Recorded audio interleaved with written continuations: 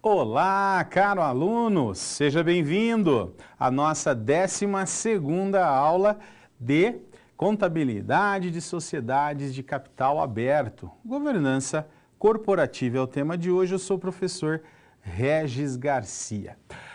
Só uma correção, 8ª aula, né? 8ª aula de Contabilidade de Sociedades de Capital Aberto e não 12ª. Vamos lá, vamos a um resumo da nossa aula de hoje, uma síntese da aula de hoje. Vejamos.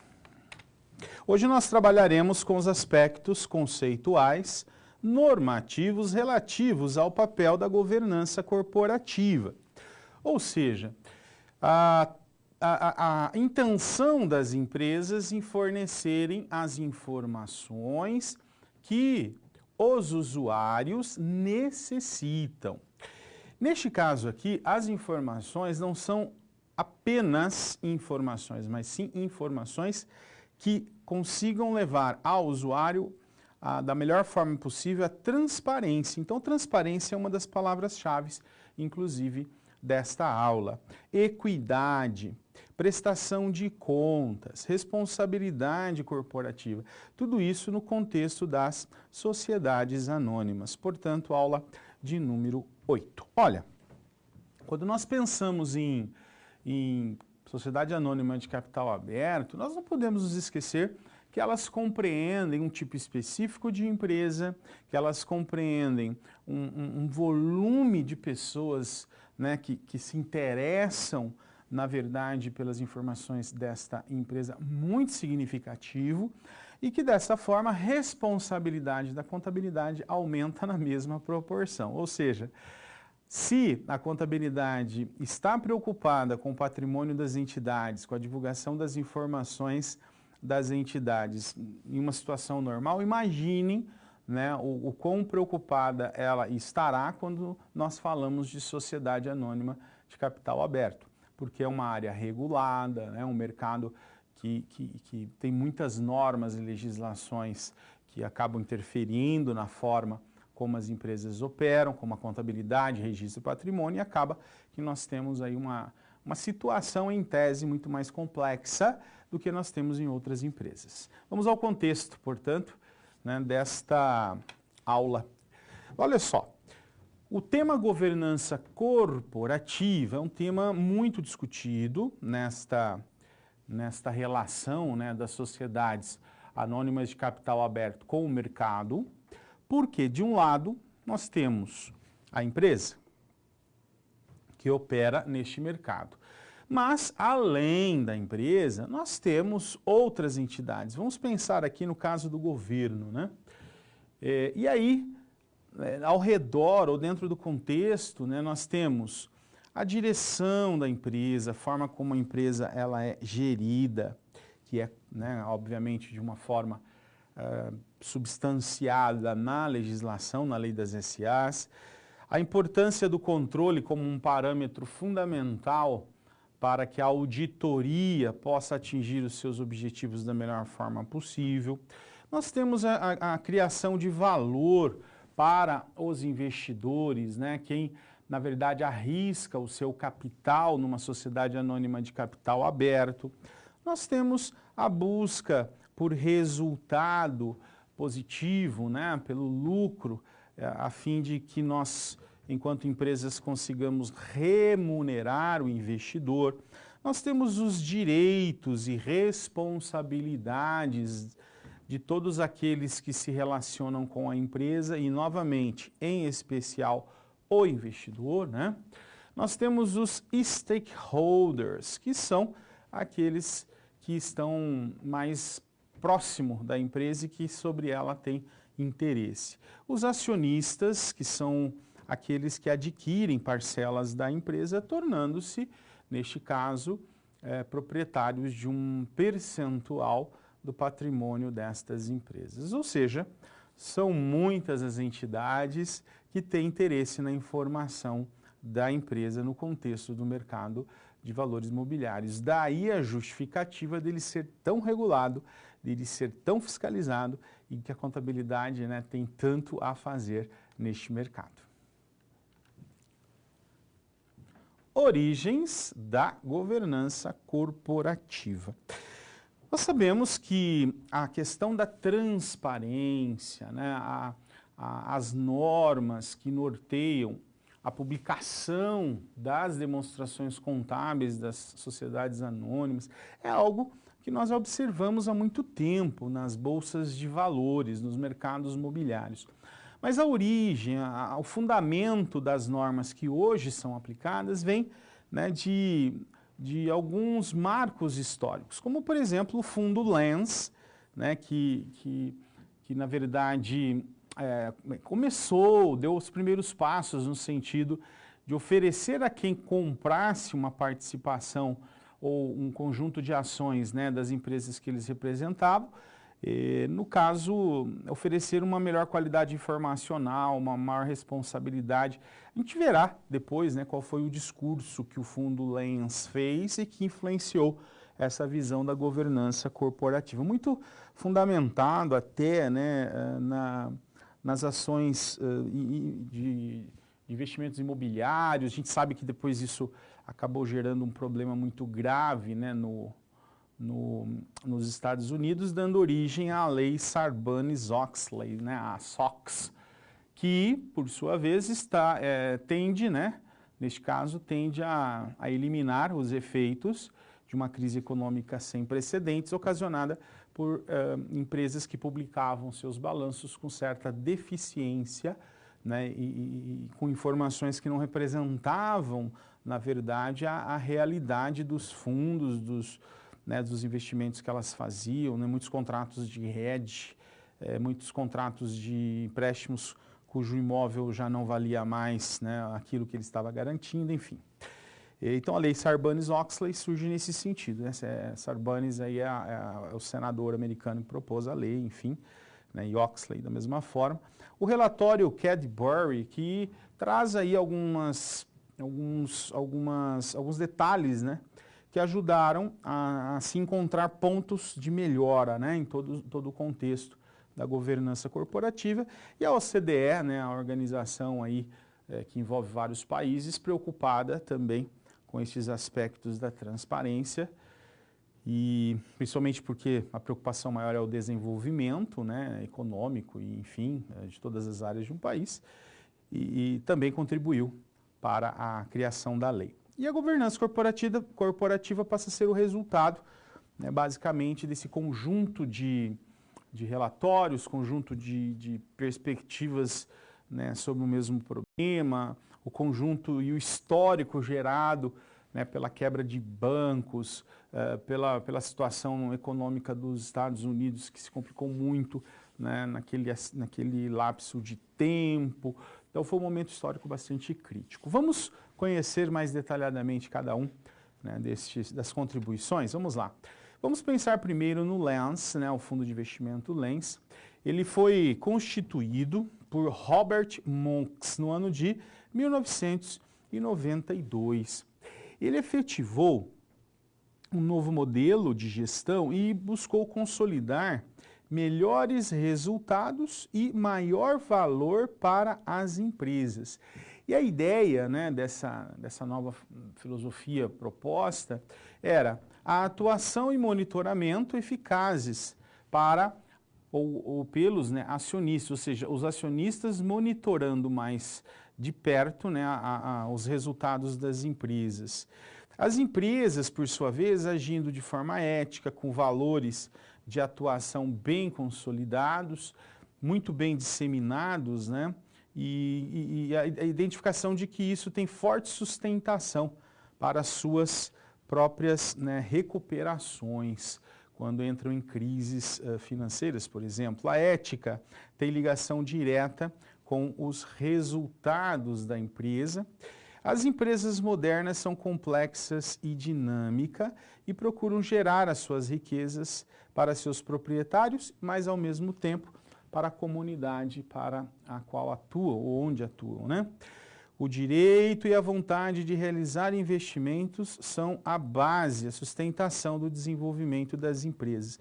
Então, esses critérios, né, o que foram chamados aí de princípios, né, pelo fundo de investimento Lens, contribuiu bastante para uma visão, portanto, de que é muito melhor que a empresa seja transparente, que ela forneça as informações que o mercado deseja, fazendo com que esse mercado tenha mais confiança e, por isso, faça mais investimento do que a empresa criar subterfúgios, esconder informações que uma hora ou outra vão explodir e fazer toda a bagunça, né, no mercado financeiro, que é muito comportamental, né? Tal do efeito boiada. Um sai e todo mundo resolve sair junto, e assim sucessivamente. Continuemos. O outro elemento, né, conhecido como relatório Cadbury. Ele foi validado, né, ou teve a sua validação reforçada e detalhada por outros relatórios, como em 95, né? O Greenberg e o relatório Turnbull, em 1999, e o Riggs em 2003.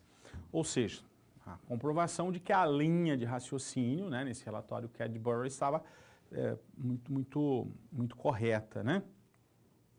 A constituição e a estruturação do Conselho de Administração para as empresas, ou seja, esta filosofia, né, da existência de um conselho, ou seja, não deixarmos que as decisões sejam tomadas de uma forma unilateral, mas sim, né, a partir de votação, enfim, passa a ser aí uma das mudanças importantes. A estruturação, separação de responsabilidades, né? Então, o Conselho de Administração tem uma função e a diretoria executiva tem outra função, né? Cada um respondendo pela sua própria responsabilidade. A alocação da administração geral da empresa, as chamadas diretrizes básicas no Conselho de Administração, né? E a prestação responsável de contas e transparência nas informações. Aqui começa, vocês percebem, né, um dos alicerces, ou talvez o maior, da governança corporativa, que é a questão da transparência. O tripé aqui, que nós, né, conectamos atuação, responsabilidade, remuneração, né, e acesso à atuação das empresas. Ou seja, transparência aqui e o controle, né, por isso a criação do Conselho de Administração, são os aspectos mais importantes a serem considerados como os alicerces que hoje nós, né, conhecemos com mais clareza nas sociedades anônimas de capital aberto. Tudo isto visando uma melhor comunicação com o mercado, uma melhor transparência e sinceridade para com os investidores e dessa forma, né, buscando aí, além do retorno financeiro, também uma questão ética, moral, né, que dê sustentação e confiança nesse mercado que é tão volátil. Continuemos. Depois nós temos os chamados princípios da OCDE. A OCDE é uma organização, né, na verdade a expressão aqui é em inglês, Organization for Economic Cooperation and Development, ou seja, a Organização para o Desenvolvimento e Cooperação, né, de modo geral. A ideia da OCDE, né, busca aí em cima da visão de governança, né, a entende como uma forma eficaz de utilização dos recursos e as empresas devem levar em conta os interesses, não só dos acionistas, mas também de uma gama maior de stakeholders, ou seja, não apenas de quem investe, de quem compra a ação, mas também de entidades que se interessam pelas informações das empresas, fornecedores, clientes, governo, né, entre outros. Não existe modelo único, né, para a OCDE, não existe, no caso, né, um modelo que possa ser aplicado em todas as empresas, embora existam elementos chamados de elementos comuns que sustentam as melhores práticas de governança. Outro aspecto, todos os acionistas, eles precisam ser tratados de forma igualitária, ou seja, iguais, né? Não posso fazer aí a dissociação, né, de tipos de acionistas tratando melhor ou dando mais transparência para um e não para outro. Deve-se buscar a transparência e a veracidade, né? Veracidade vem de verdade, ou seja, informações fidedignas. Todos os fatos relevantes devem ser prontamente divulgados aos stakeholders, né? Então, houve um fato relevante, houve uma questão que vale a pena ser destacada, porque de uma certa forma está afetando o futuro da empresa, deve ser divulgado. As responsabilidades e a forma de atuação do CA, né, o Conselho de Administração, devem ser claras, bem definidas e, além de tudo, né, operacionalizadas e avaliadas. Ou seja, eu não apenas atribuo, né, outorgo poder ao Conselho de Administração, mas eu também acompanho o resultado das decisões e avalio o quanto que esse Conselho de Administração está tomando as melhores decisões, está, né, levando a empresa para o caminho mais adequado. Toda essa estrutura de governança não serve apenas, então, para a sociedade, para a transparência, para os shareholders ou os stakeholders, né? Mas serve para todos, inclusive para a própria empresa que passa a ter uma gestão profissionalizada, uma gestão, né, muito mais sólida, evitando assim, né, que nós tenhamos problemas, principalmente de confiabilidade, né, no tocante às empresas. Vamos em frente.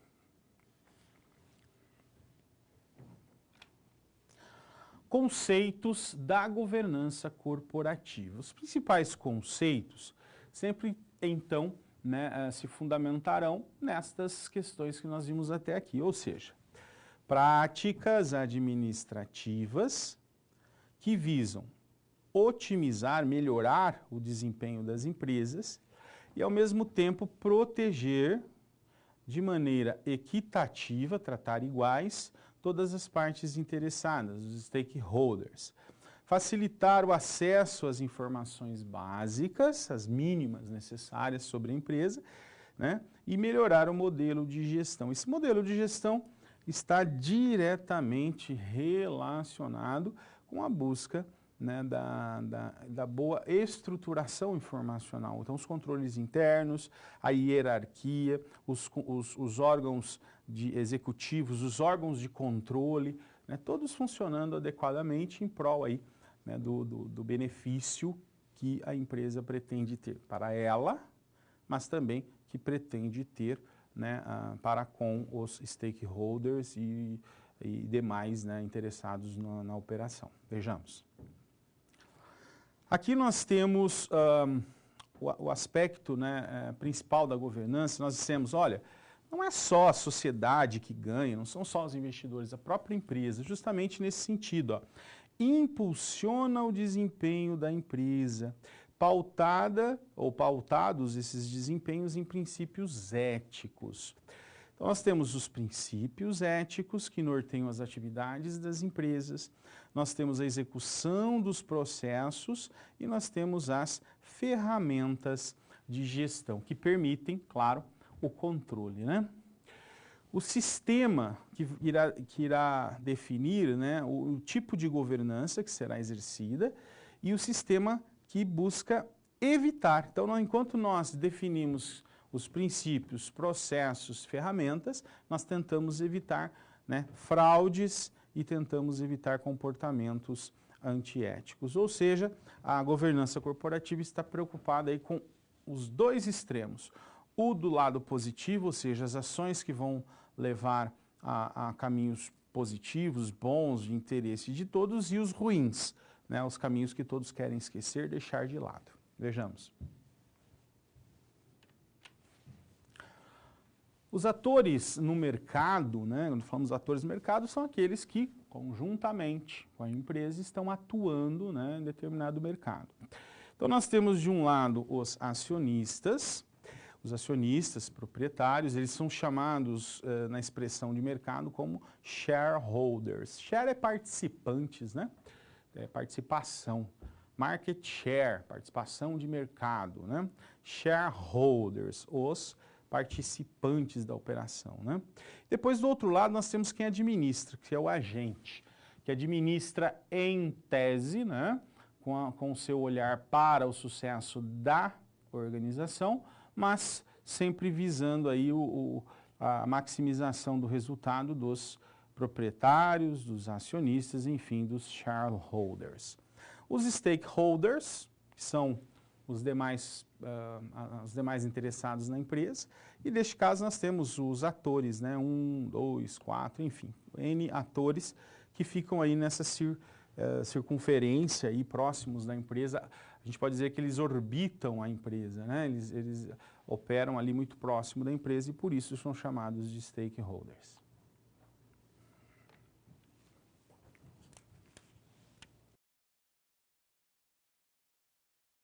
A arquitetura de governança em sociedades anônimas. Para que ocorra a governança, é necessário que haja toda uma estrutura organizada, né, capaz de fazer com que os processos ocorram adequadamente, principalmente no tocante à questão da geração de informações e do controle operacional. Aí nós temos a sociedade anônima, claro, como sendo o ambiente no qual essa estrutura é montada. Todas as operações são autorizadas pela Assembleia Geral dos Acionistas. No fundo, né, quem manda na empresa, a Assembleia Geral dos Acionistas. Essa Assembleia Geral outorga poderes a um conselho, chamado de Conselho de Administração, né? O Conselho de Administração, que aí, né, também está, né, envolvido pelo Conselho Fiscal, que por sua vez fiscaliza as ações do Conselho de Administração, né, tem ambos os conselhos, né, as funções que estão muito focadas na questão da governança. O diretor-presidente da empresa, né, um dos membros do conselho que se torna o presidente, e ainda temos a direção executiva, a diretoria executiva, que é o ambiente de gestão. Ou seja, nós temos pelo menos 4 níveis aí muito importantes e de ações, né, todos muito bem acompanhados dentro da filosofia da governança corporativa. Vejamos mais. Esta engrenagem, né, essa estrutura aqui, tenta sintetizar, né, nos evidenciar como que funciona aí a questão do conselho e da gestão. A gestão é a base da pirâmide, né, está aqui na forma de pirâmide, dando sustentação ao conselho que está, né, no topo, operando em prol da estratégia da organização. Então, o corpo de conselheiros e diretores, né, formam o conselho e o time executivo faz a gestão. Então, são separadas estas atividades. Enquanto o conselho, etc., cuidam da questão estratégica da empresa, a gestão faz a operação, né, faz tudo acontecer. E essa segregação de funções acaba sendo positiva, né? Porque há uma fiscalização mútua.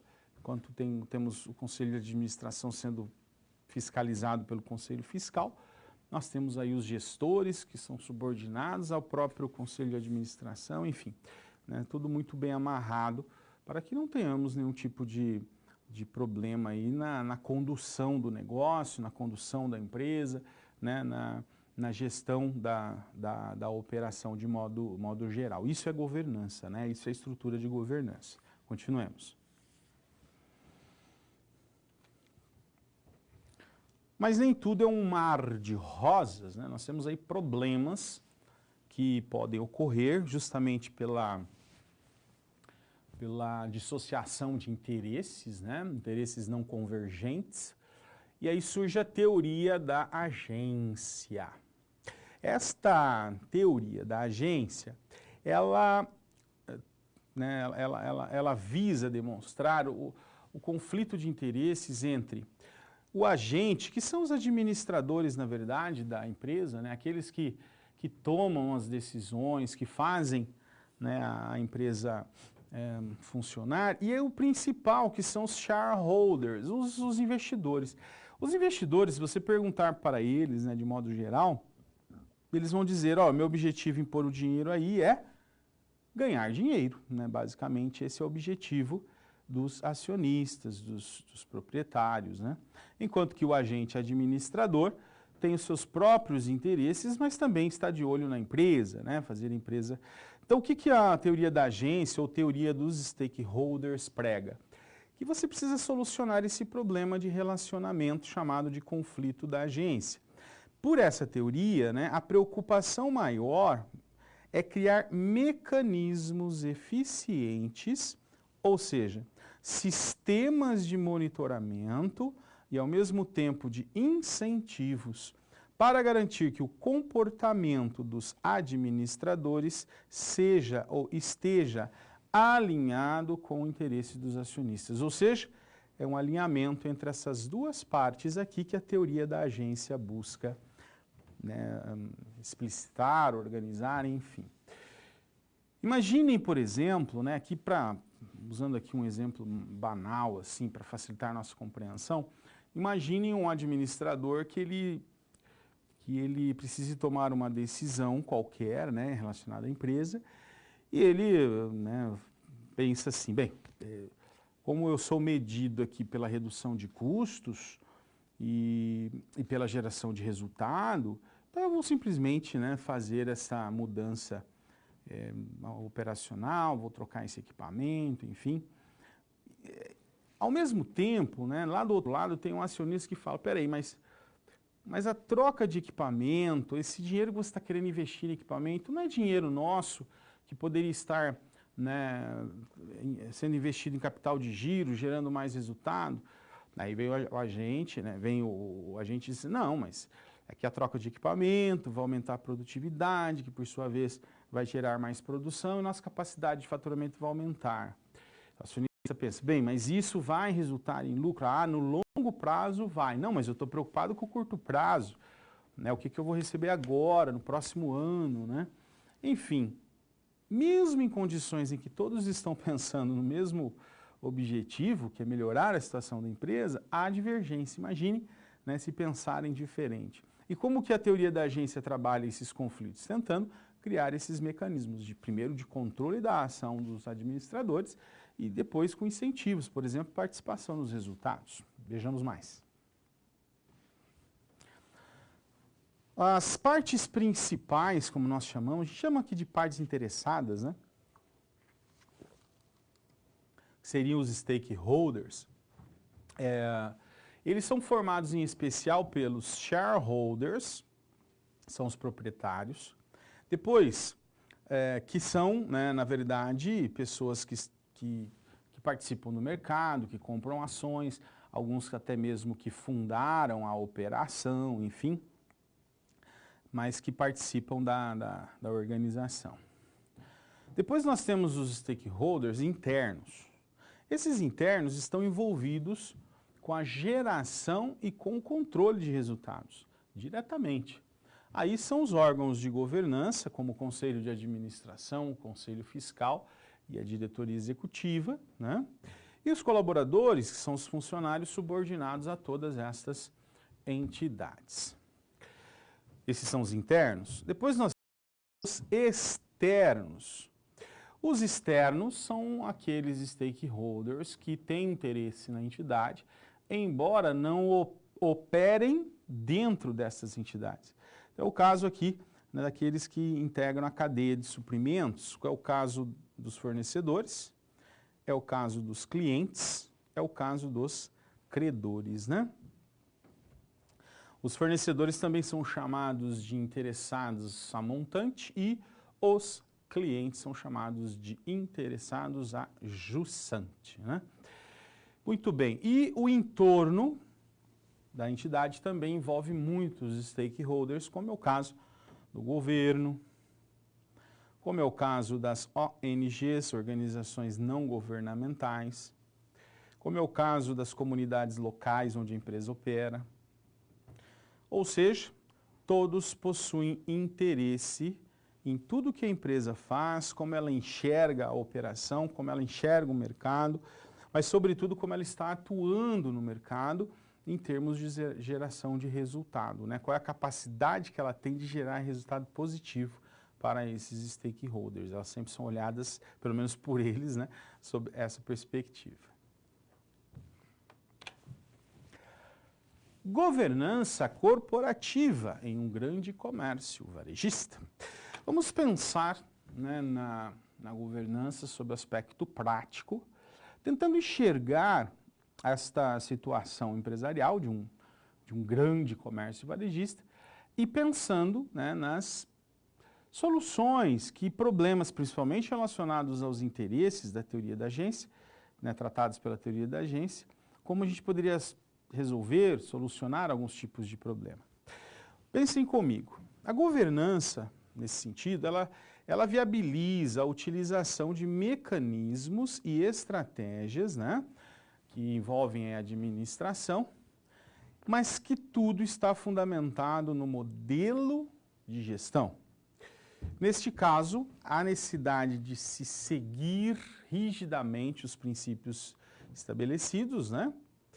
E a eleição de um conselho de administração que atua como instrumento de controle, né? Então é muito importante essa estrutura de governança envolvendo o conselho de administração. O crescimento da companhia está a cargo de conselheiros e de investidores. Investidores que põem mais dinheiro na operação, conselheiros que vão buscar as melhores decisões para as empresas. Estes, por sua vez, devem confiar nas companhias, né, nas quais investiram. Essa é a ideia geral aqui da governança. Quanto mais rígidas forem as regras, maior será o nível de confiança dos investidores. Muito bem. Percebam que aqui a palavra-chave, né, é confiança. A confiança, por meio da transparência, ela pode, né, sem dúvida nenhuma, ser uma representação positiva, né, daquilo que se quer mostrar ao mercado, daquilo que se espera, né, de fato apresentar ao mercado, convencer o mercado. Então a confiança é tudo que a empresa procura à medida com que estabelece um bom modelo de gestão. Lembrando que esse modelo de gestão com regras, princípios rígidos, atende ao que se determina, né, no conceito, na própria estrutura da governança corporativa. Veja uma pergunta, então, que nós fazemos. Considerando essas condições, o que vocês acham que seria necessário para executar a abertura de capital e, consequentemente, aplicar a governança corporativa na rede de comércio varejista? Pensem comigo, reflitam. Voltamos daqui a pouquinho comentando a participação de vocês. Até já!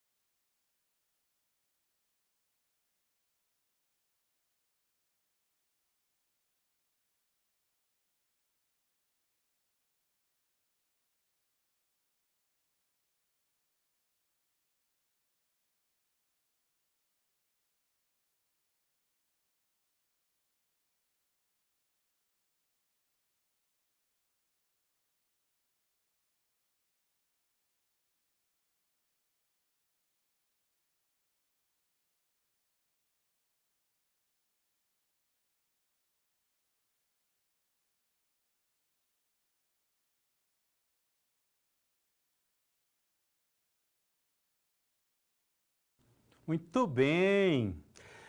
Vários colocam, né, a questão da criação dos departamentos, criação do conselho fiscal, do conselho administrativo, a questão da estruturação do modelo de gestão. Se a gente for pensar, é exatamente, né, essa estrutura que vai garantir que a governança corporativa ocorra, né, da forma como se espera. Então, vocês têm razão nesse sentido. A dúvida fica por conta, e é normal que vocês tenham essa dúvida, né, sobre a Assembleia. Na verdade, a Assembleia, ela não é especificamente um departamento, tá? Quando a gente fala Assembleia de Acionistas, ela é uma reunião, no mínimo anual, né, chamada de Assembleia Ordinária, que nós convocamos todos os acionistas e investidores para que o Conselho de Administração, o presidente, inclusive, preste contas e coloque em votação algumas decisões relevantes sobre o aspecto estratégico da empresa. Isso é chamado de Assembleia. Ela é sempre convocada quando há necessidade de você ter uma decisão, né, uma decisão bastante importante, e que demande, no caso, a votação pela maioria, tá bom? Então não é que seja um setor propriamente dito, mas é um momento, é uma reunião desses acionistas que vão tomar decisões importantes da empresa, pelo menos uma vez por ano. Claro que existem as assembleias extraordinárias para decisões pontuais. Bem, vamos lá, vamos corrigir a atividade, vocês, né, já deram conta do recado, mas vamos destacar as etapas, né, necessárias para que a gente consiga chegar na estrutura que vocês comentaram, a estrutura de governança, com conselhos fiscais, com a diretoria executiva, enfim, né? O primeiro passo, sem dúvida nenhuma, é a preparação da organização, né? É essa estruturação que a gente comentou. É necessário, inclusive, né, como são muitos os detalhes a serem observados, é necessário que você envolva pessoas especializadas no processo de IPO, né, no processo de abertura de capital. Um coordenador da operação, que vai responder, né, pelo lado da empresa, que vai minimizar a ocorrência de erros, que vai, né, as diversidades ou de divergências ocorridas, e a operação do Initial Public Offering, que é a oferta inicial de ações, né? Depois disso, se adota as práticas, é aqui que vocês destacaram, né? Os princípios da governança, a utilização dos princípios da governança, a estruturação segundo estes princípios, né? A apresentação aos investidores, depois que tudo está pronto, para que eles saibam, olha, a empresa tal vai abrir o seu capital, né, e aí, né, no momento da abertura, se tome a decisão de investir ou não no negócio. A comunicação dos tipos de ações que serão emitidas pelas empresas, ou pela empresa, né, que está abrindo capital. Ações ordinárias dão direito a voto, as ações preferenciais não dão direito a voto, né, mas tem preferência na distribuição de dividendos. A distribuição de relatórios informativos, né, que mostrem que a empresa tem essa preocupação com a transparência, especifique quem são os membros do conselho, a questão do apoio ao processo de tomada de decisão, né, tudo isso são informações aí muito importantes e que são, claro, né, consideradas pelo mercado no momento da escolha em qual empresa investir.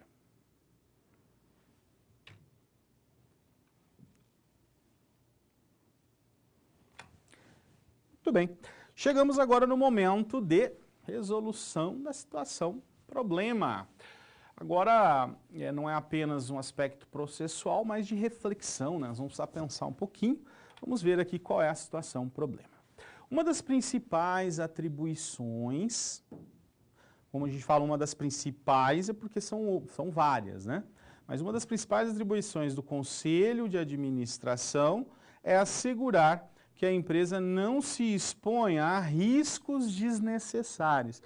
Então aqui tem duas questões importantes. Primeiro, que uma das principais, porque não é a única que o Conselho, né, absorve, e depois há riscos desnecessários, porque riscos todas as empresas têm, né? mas alguns a gente poderia evitar, né? Isso é possível se for utilizado um bom sistema de informações, né? A relação de probabilidade de ocorrência de riscos, por exemplo, seja aqui considerada. E a preocupação com os impactos negativos, né? Que seja facilmente identificado, prevenindo um grande impacto financeiro. Ou seja, aqui a preocupação é deixar claro que riscos existem, mas eu preciso, de repente, evitar os piores ou aqueles que ofereçam, né, tenham maior probabilidade de ocorrência, e a questão do conselho de administração, que está estruturado aí no sentido de executar as suas operações, sendo esta uma das principais. Continuemos. Ainda na situação problema, por conta disso, os acionistas de uma determinada empresa, companhia, delegaram uma função de gestor a um membro da direção. O membro da direção assumiu aí a função de gestor da operação. Por sua vez, colocou seus interesses e objetivos pessoais à frente dos interesses da companhia. Repetindo, o membro da direção que eles escolheram para gerir a operação colocou seus próprios interesses, e objetivos pessoais à frente dos interesses da companhia. Muito bem. Diante dessa situação, o que vocês sugerem? Boa atividade a todos. Voltamos na sequência fazendo a correção e também, principalmente, né, a reflexão sobre esse problema que ocorre de fato em algumas empresas. Boa atividade a todos, até já.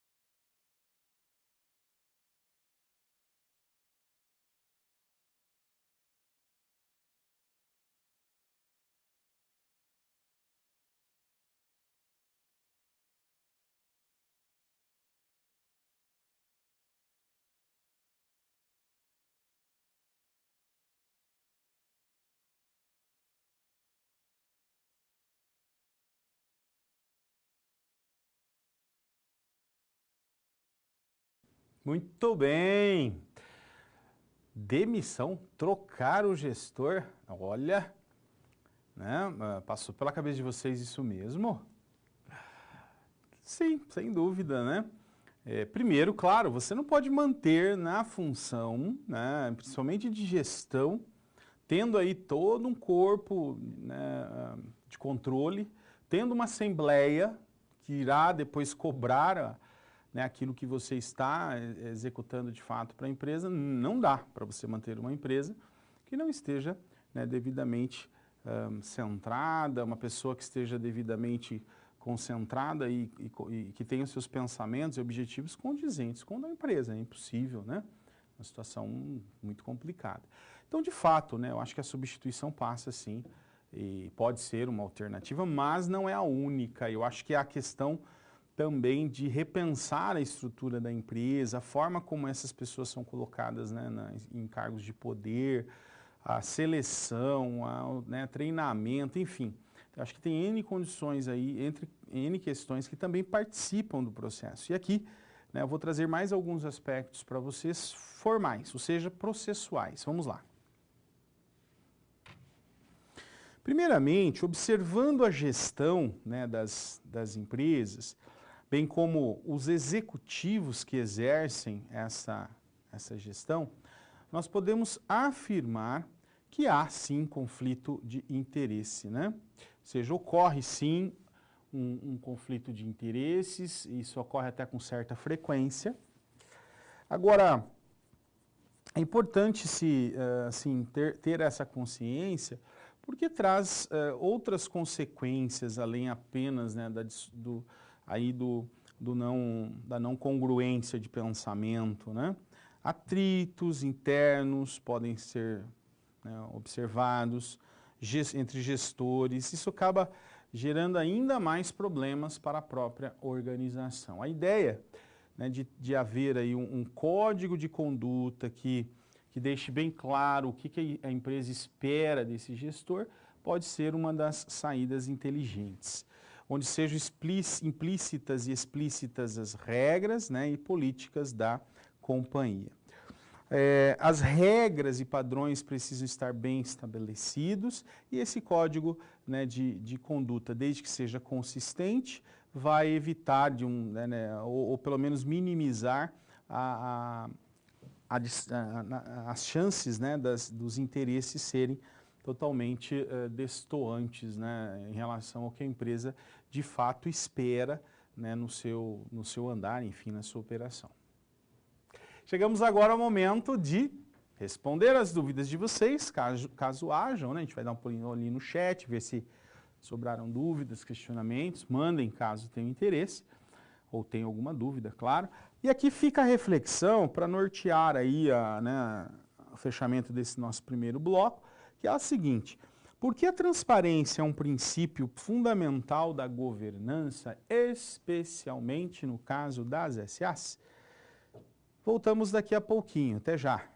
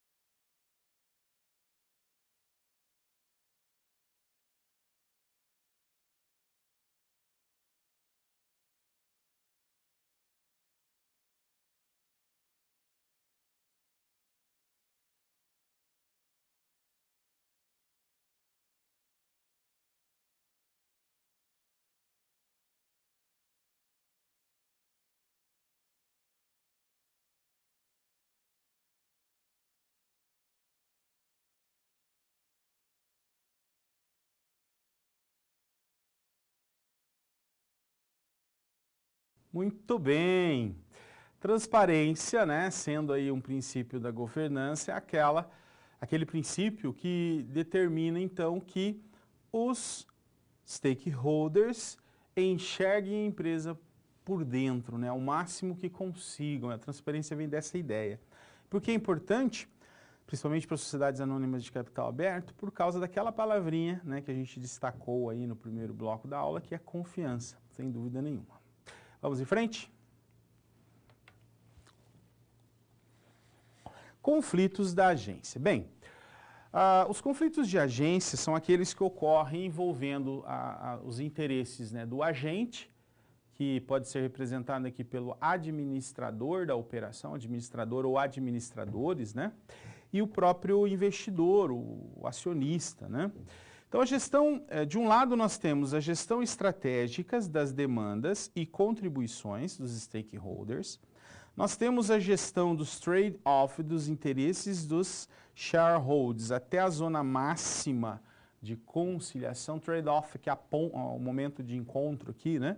O retorno total e as demandas e expectativa de retorno. Isso é o lado aí dos acionistas, né? Do outro lado, nós temos a preocupação com a margem competitiva, a gestão de recursos, redução de custos, geração de resultados que pressiona os agentes. E o que você vai buscar é o máximo retorno total no longo prazo. É esse espaço aqui, né, essas setas apontando para lugares, direções diferentes, é o que significa aí o conflito de agência ou o risco de existir, né? É o risco de existir conflitos entre um acionista e o executivo que gere a empresa. O desalinhamento de interesses é o problema todo. A teoria da agência trabalha com dois conceitos, o de contrato incompleto e o de comportamentos imperfeitos. Um do aspecto relacional e formal entre as partes e o outro em termos de comportamento dos indivíduos mesmo, né? Só que a teoria diz o seguinte, não existe agente perfeito e não existe contrato completo, ou seja, nós sempre teremos lacunas a serem resolvidas e isto é um aspecto gerador, sim, de conflito. Vejamos.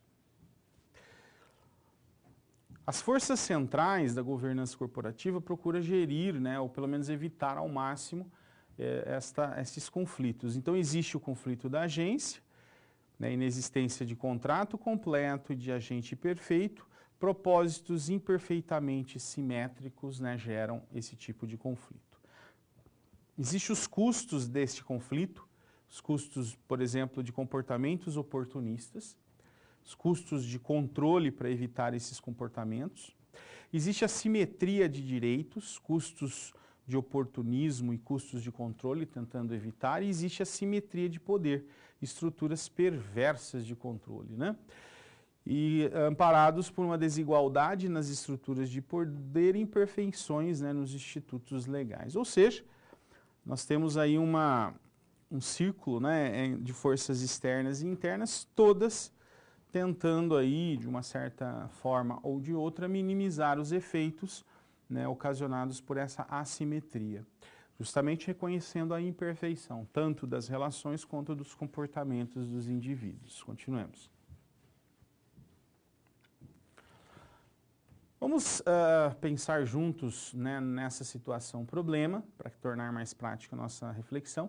Efetividade, né, ou seja, do modelo de governança se apoia exclusivamente no envolvimento e comprometimento das organizações, das entidades, enfim, que participam, né? Não há governança se as entidades não acreditarem nela. Sendo elas próprias, ou seja, as organizações, as responsáveis pelo gerenciamento dos relacionamentos internos dessa rede que compõem os atores, né, os atores externos, os stakeholders. Considerando aspectos da governança corporativa, os principais que nós estudamos até aqui, essa questão do conflito da agência, como a contabilidade contribuiria na compreensão das estruturas de empresas com governança compartilhada, ou seja, grupos empresariais, pense sobre isso mandem aqui a opinião de vocês e nós já voltamos.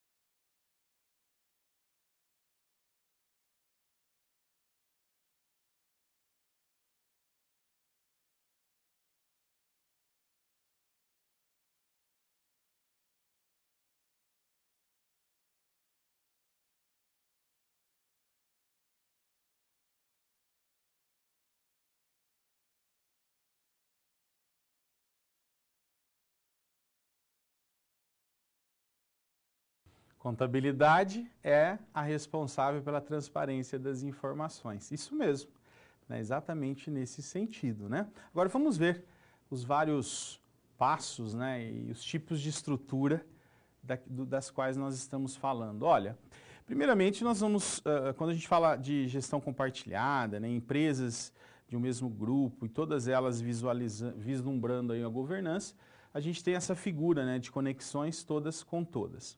Agora, existem tipos diferentes de gestão dessas empresas. A oligarquia, então há uma relação, né, de vários comandantes, né, vários líderes, então cada empresa, né, no caso, assumindo a sua responsabilidade na gestão, e a relação de fornecedores, né, todos eles aqui participando dos processos dessas empresas. Agora, quando nós temos o tipo de gestão, né, tirana, chamada aí de, né, o rei, então a gente tem a figura aí dos fornecedores, vejam que eles também se comunicam, mas não há, né, a gente tem uma redução aqui nas esferas de poder nas empresas, ocasionando aí certo tipo de problema, né, de gestão. A ideia da tirania está aí, né?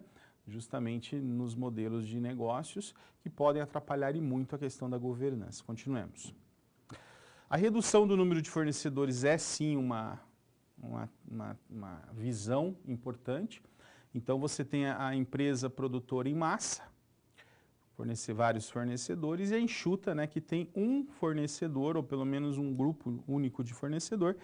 Então a rede enxuta versus a rede diversificada. Função das áreas gestoras. Gente, como nós falamos, a estrutura de governança, ela faz com que cada órgão, né, ali constituído tenha a sua própria função. A diretoria executiva tem como objetivo principal buscar a eficácia, né, da organização, vai determinar, inclusive, como as coisas ocorrerão em cada um dos processos, sempre respeitando a estrutura de governança. A diretoria executiva, ela exerce um poder chamado de empowerment ou enforcement, né, que significa promover o exercício do poder, né, buscando aí a valorização dos princípios da entidade. Assegurar o desenvolvimento da diretoria executiva e estabelecer o monitoramento estratégico. Vejam que, né, muitas questões aqui de exercício do poder, mas principalmente no sentido de fazer com que as coisas aconteçam, né? Então a executiva vem disso, diretoria de execução das ações propriamente dita. Vejamos outras áreas. A função principal dessa diretoria executiva é a criação de valor para os shareholders, né? Os investidores, os acionistas. Também cabe a essa diretoria, e aqui talvez o maior desafio, né, da diretoria executiva é a de conciliação de interesses. Conciliar os interesses significa administrar conflitos, significa melhorar o relacionamento e os vínculos entre todos dentro da organização, monitorar a gestão e alinhar os interesses e dar direcionamento estratégico, né? Funções desafiadoras. E ao mesmo tempo em que promova o crescimento econômico, né? Gerando confiança, canalização de recursos e envolvimento da própria sociedade. Este último muito fundamentado então na confiança, o quanto eu me torno uma empresa, no caso suscetível de confiança, a ponto de atrair investimento. Acho que essa é a grande sacada, né, da diretoria executiva, que está aí na última função dela. Vamos lá. O Conselho de Administração, por sua vez, que também faz parte da estrutura de governança, ele tem o seu foco, né, basicamente o seu foco nas decisões de controle. Ele monitora adequadamente o executivo-chefe e avalia o desempenho. Então, acima da direção executiva está o Conselho de Administração. Como nós falamos, o Conselho de Administração está muito relacionado com as decisões de longo prazo, chamadas de decisões estratégicas, né? E é o órgão guardião dos interesses dos proprietários. E a diretoria executiva, as de gestão, as de curto prazo, que faz as coisas acontecerem, né? A governança corporativa, nesse sentido, é exercida a partir das decisões de controle e de gestão, ou seja, não há um órgão específico, né, que cuida da governança, mas sim um conjunto de ações, tanto no nível de execução quanto no nível, né, do Conselho de Administração. Todos aí trabalhando em prol de um mesmo objetivo. Vamos lá. A missão do Conselho de Administração envolve basicamente, né, o patrimônio, ou seja, proteger e valorizar o patrimônio que pertence aos acionistas, né? Cuidando para que ocorram adequadamente o cumprimento de leis, direcionamentos estratégicos que foram estabelecidos e para que as demais áreas cumpram, relacionamento com a gestão da companhia e os relacionamentos, questões financeiras, fiscais, de auditoria, todos passam, portanto, pelo Conselho de Administração. As responsabilidades desse setor, dessa área, é orientação geral, por isso estratégica, né?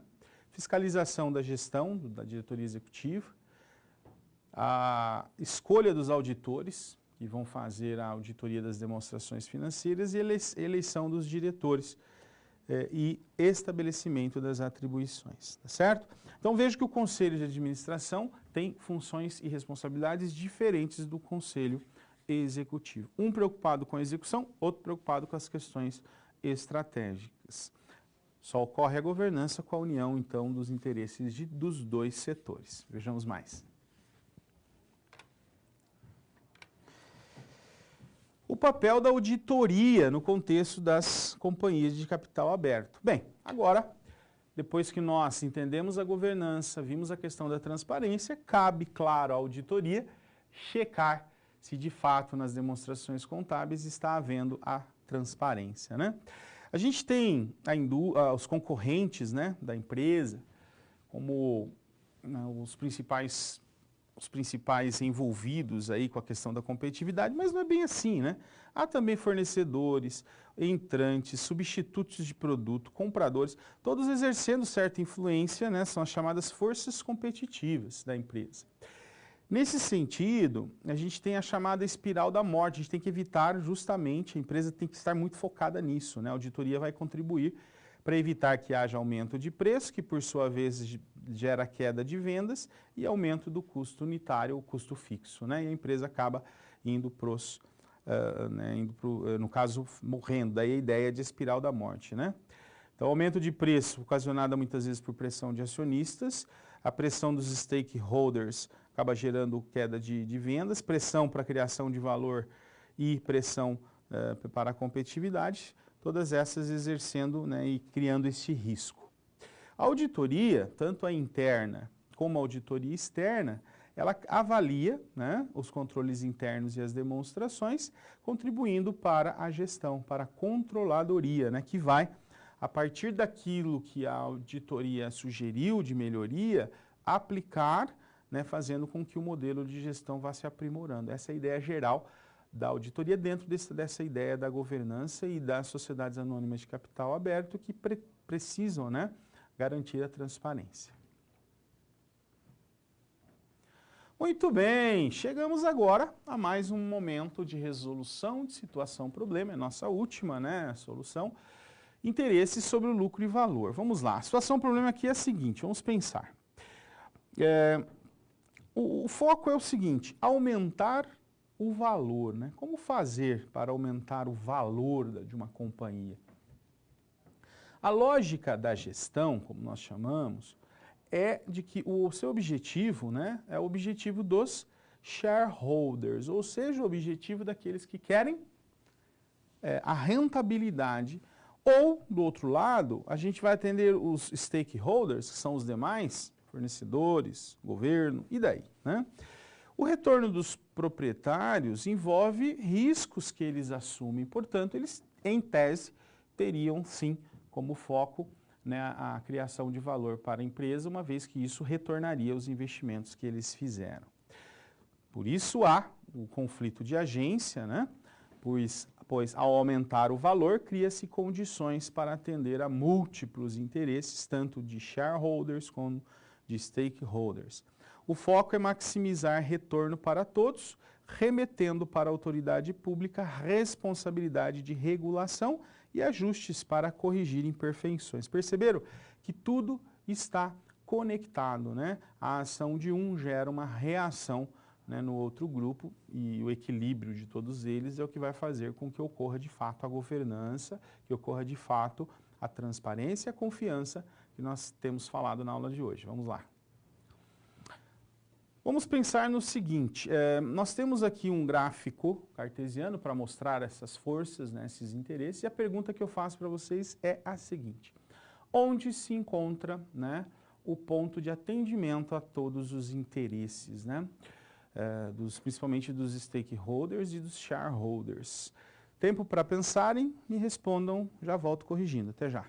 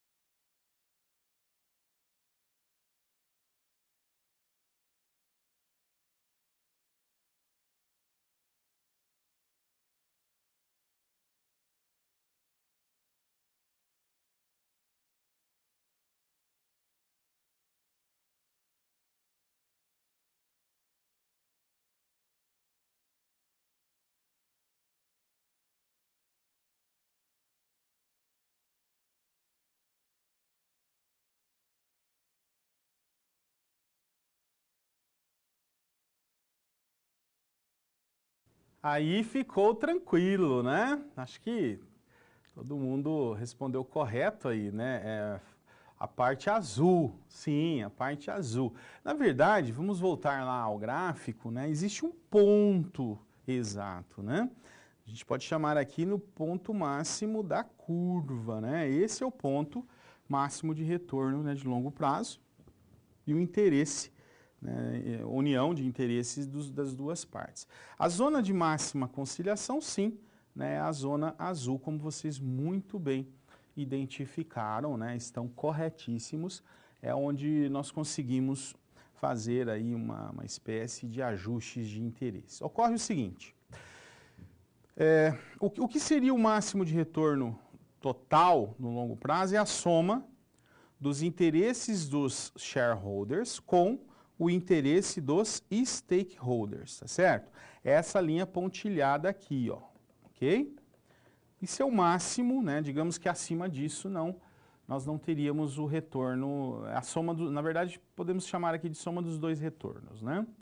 Bem, na linha côncava aqui, nós temos um ponto de partida. Esse ponto de partida é o momento em que o interesse dos stakeholders, né, toca o interesse lá dos shareholders, né, é o ponto de partida que nós chamamos. À medida com que eu vou avançando, o que vai acontecendo? O interesse dos shareholders vão sendo considerados ao mesmo sentido que os stakeholders. Ó. Isso aqui é o alinhamento, né? O alinhamento convergente, todos aí buscando os mesmos interesses, até que eu chego no ponto máximo, ou seja, no máximo que eu consigo integrar de vontades, de interesses. E aí eu começo a cair, né? É um momento em que há de novo a divergência, conflito. É assim que se movimenta, né, toda essa máquina chamada empresa. Vamos lá para a nossa reflexão final. Está aqui. Qual é o papel da contabilidade quanto à aplicação dos aspectos da governança corporativa? Pensando, né, assim, considerando a característica da entidade de capital aberto. Nós vimos que, na aula de hoje inclusive, que a governança corporativa é um objetivo das empresas, nasceu justamente de problemas que foram sendo observados nos mercados imobiliários. E como a contabilidade é responsável pelas demonstrações financeiras, sendo a governança corporativa a responsável pela transparência, aumento de confiança, é claro que o papel da contabilidade é o de melhorar cada vez mais o nível de informação. Fazer com que as demonstrações cada vez mais estejam de fato representando a situação patrimonial de resultado, seja financeira, seja econômica das entidades. Ou seja, a contabilidade tem um papel crucial, central, nessa questão da implantação, de fazer valer os princípios de governança. Agradeço mais uma vez a atenção de todos vocês. Foi um prazer trabalhar com vocês nessa disciplina. Quem sabe não nos vemos em outras oportunidades. Sucesso a todos vocês. Até lá. Tchau, tchau.